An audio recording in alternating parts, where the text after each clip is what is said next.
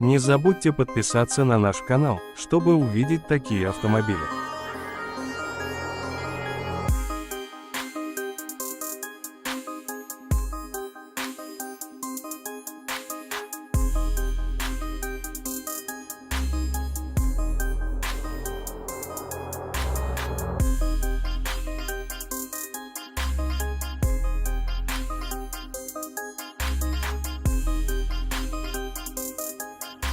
Assalomu alaykum. Bugun siz bilan 2026 yilgi Chevrolet Damas haqida suhbat qilamiz. Uning tarixi, texnik jihatlari, boshqalarga nisbatan afzalliklari va nimasi bilan ajralib turadiganini oddiy til bilan tushuntirib beraman. Damas aslida uzoq tarixga ega avtomobil. Uning ildizi 1980 yillarda Yaponiyada ishlab chiqarilgan Suzuki Tari Suzuki Every mikroavtobuslariga borib taqaladi. Keyinchalik 1991 yilda Janubiy Koreyada Daewoo Motors uni Damas nomi bilan ishlab chiqara boshlagan va nihoyat O'zbekiston bozorida 1996 yildan beri dastlab Daewoo Auto tomonidan, so'ngra UzAuto Motors orqali hozirgi Chevrolet Damas nomi bilan mavjud.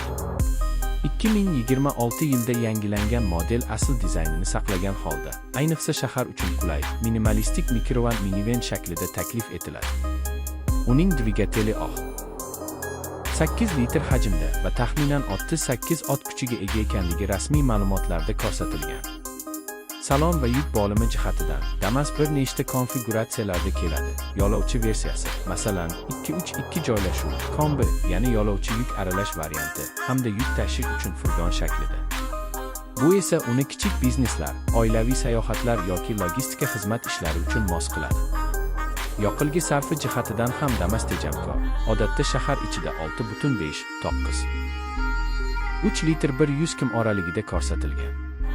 Bu ko'rsatkich uni kundalik foydalanish uchun qulay qiladi, ayniqsa yoqilgi va xarajat jihatlarida tejash istaganlar uchun.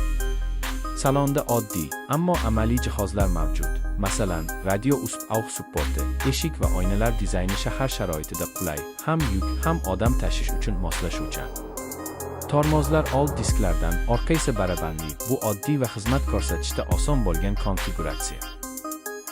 Boshqa shunga o'xshash avtomobillarga nisbatan Damasning asosiy kuchli tomonlari: ixcham hajmi, orqa gildirakdan tortish tizimi, yuk yo'lovchi kombinatsiyasidagi moslashuvchanlik va arzon, shuningdek xizmat ko'rsatish jihatdan ham soddaligi.